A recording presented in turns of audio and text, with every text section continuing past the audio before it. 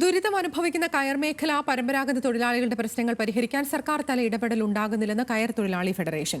സംസ്ഥാന സർക്കാർ ലാഭം മാത്രം നോക്കുന്ന കച്ചവടക്കാരായി മാറിയതിനാൽ പ്രത്യക്ഷ സമരവുമായി മുന്നോട്ടു പോകാനാണ് ഫെഡറേഷന്റെ തീരുമാനം. വർഷങ്ങളായി കയർ മേഖല നേരിടുന്ന കടുത്ത പ്രതിസന്ധിയിൽ കേന്ദ്രത്തിനോടൊപ്പം സംസ്ഥാന സർക്കാരിന്റെയും അവഗണന ചൂണ്ടിക്കാട്ടിയാണ് കയർ തൊഴിലാളി ഫെഡറേഷൻ രംഗത്തെത്തിയത്.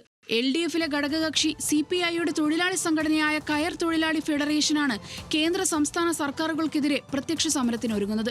കയർപിരി മേഖലയിലെ സംഘങ്ങൾക്ക് സാമ്പത്തിക പ്രതിസന്ധി മൂലം തൊഴിലാളികൾക്ക് യഥാസമയം തൊഴിൽ നൽകാൻ സാധിക്കുന്നില്ല. വരുമാനക്കുറവ് മൂലം തൊഴിൽ വിട്ടുപോകുന്നവരുടെ എണ്ണം വർദ്ധിക്കുന്ന സാഹചര്യത്തിലും സംസ്ഥാന സർക്കാർ കാര്യക്ഷമമായി ഇടപെടുന്നില്ലെന്നും ആലപ്പുഴയിലടക്കം LDF-ന്റെ പ്രധാന ശക്തിയായ കയർ തൊഴിലാളികളെ പാർട്ടി അവഗണിക്കുകയാണെന്നും കയർ തൊഴിലാളി ഫെഡറേഷൻ ആരോപിക്കുന്നു.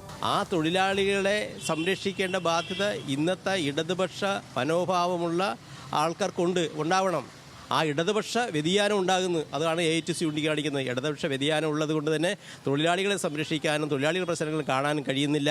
വൻപന്മാരുടെ കാര്യങ്ങളും വൻപനിച്ച കാര്യങ്ങൾക്ക് ഇതാണ് കേൾക്കുന്നത്. ഈ പാവപ്പെട്ട തൊഴിലാളികളുടെ പ്രശ്നം ഏറ്റെടുക്കുന്നില്ല എന്ന വിമർശനമാണ് AITCക്കുള്ളത്. അതുകൊണ്ടാണ് ഞങ്ങൾ ഈ വിഷയം സർക്കാരിന് സമർപ്പിക്കാൻ വേണ്ടി നാളെ ഞങ്ങൾ ഇവിടെ ക്യാമ്പ് നടത്തുകയാണ്. കയർ ലഭിക്കാൻ കേരളം തമിഴ്നാടിനെയാണ് ആശ്രയിക്കുന്നത്. ഇതോടെ കയർ മേഖലയുടെ നിയന്ത്രണം തമിഴ്നാടിന്റെ കൈവശമാണ്. കയർ വകുപ്പ് മന്ത്രി P. രാജീവ് വ്യവസായ വകുപ്പ് മന്ത്രി കൂടിയായതിനാൽ ലാഭത്തിന്റെ കണ്ണിലൂടെ മാത്രമാണ് കയർ വ്യവസായത്തെ നോക്കിക്കാണുന്നതെന്നും യന്ത്രവൽക്കരണത്തിലൂടെ കയർ വ്യവസായത്തെ സംരക്ഷിക്കാമെന്ന ധാരണയിൽ മന്ത്രി വർഷങ്ങളായി പണിയെടുക്കുന്ന പ്രായമായ തൊഴിലാളികളെ കാണുന്നില്ലെന്നും ആക്ഷേപമുണ്ട്. പ്രധാനപ്പെട്ട രണ്ട് മേഖലയാണിത്. ഒന്ന് കയർപിരി മേഖല, മറ്റൊന്ന് കയർ ഫാക്ടറി മേഖല.